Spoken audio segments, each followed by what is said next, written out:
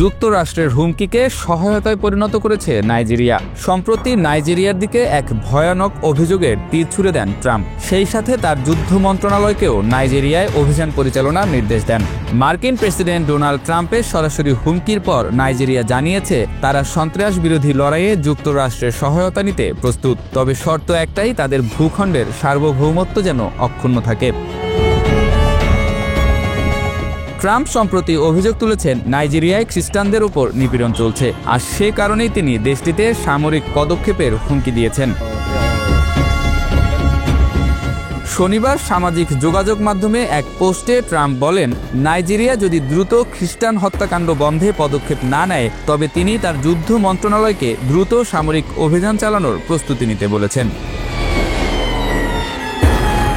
রবিবার রয়টার্সকে দেয়া এক সাক্ষাৎকারে নাইজেরিয়ার প্রেসিডেন্টের মুখপাত্র ড্যানিয়েল বাওলা বলেন, আমরা যুক্তরাষ্ট্রের সহায়তা স্বাগত জানাই, তবে তা আমাদের ভূখণ্ডের অখণ্ডতাকে সম্মান জানিয়ে হতে হবে। তিনি আরও যোগ করেন, দুই দেশের নেতারা বসে কথা বললে সন্ত্রাস বিরোধী লড়াইয়ে যৌথ উদ্যোগে ইতিবাচক ফল আসবে।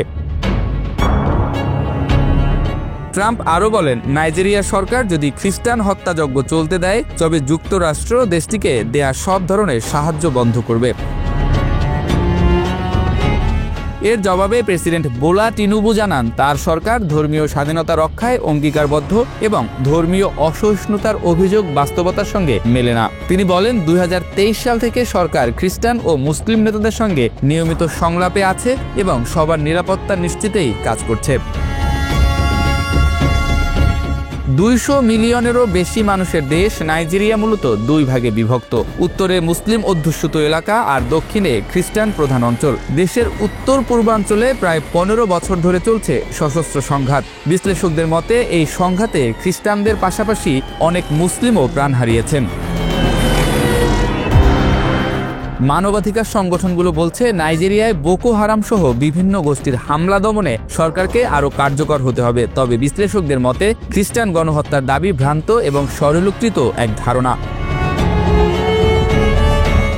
নাইজেরিয়ান মানবাধিকার আইনজীবী ও সংঘাত বিশ্লেষক বুলামা বুকার্তি আল জাজিরাকে বলেন, তথ্য উপাত্তে কোথাও খ্রিস্টান গণহত্যার প্রমাণ নেই। এটি দীর্ঘদিনের এক ডানপন্থী ষড়যন্ত্রমূলক বক্তব্য, যেটি আজ ট্রাম্প আরও উস্কে দিচ্ছেন। তিনি সতর্ক করে বলেন, এমন বিভাজনমূলক বক্তব্য নাইজেরিয়ায় অস্থিতিশীলতা আরও বাড়িয়ে তুলবে। ওয়াশিংটন ভিত্তিক কাউন্সিল অন ফরেন রিলেশনসের আফ্রিকা বিষয়ক সিনিয়র গবেষক এবেঞ্জার ওবাদারে বলেন, এই মুহূর্তে নাইজেরিয়ার সবচেয়ে বেশি প্রয়োজন সহায়তা, বিশেষ করে সামরিক সহায়তা। তবে হঠাৎ হস্তক্ষেপ বা সরকারের কর্তৃত্ব উপেক্ষা করলে সেটি উল্টো ফল বয়ে আনবে। নাইজেরিয়া স্পষ্ট করেছে, যুক্তরাষ্ট্রের সহায়তা তারা স্বাগত জানায়, তবে শর্ত একটাই, সহযোগিতা হতে হবে পারস্পরিক সম্মান ও সার্বভৌমত্বের ভিত্তিতে। শক্তি প্রদর্শন করে চাপিয়ে দেয়া কোনো সিদ্ধান্ত নয়, বরং সমঝোতা ও সম্মিলিত উদ্যোগেই সন্ত্রাস বিরোধী লড়াইয়ে সফল হওয়া যাবে বলে মনে করে দেশটি।